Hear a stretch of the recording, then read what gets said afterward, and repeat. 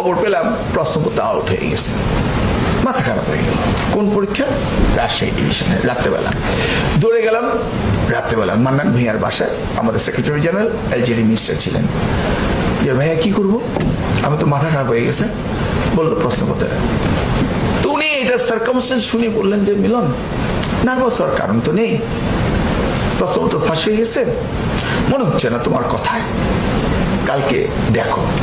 তা আমি ওনাকে বললাম যে ভাইয়া কালকে দেখে আমার তো করোনা কিছু লাগবে না, I must do something now. Clear?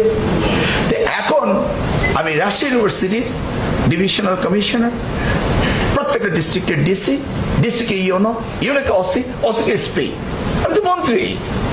কথা বলার আগে কাজ হয়ে যায়, মন্ত্রী না,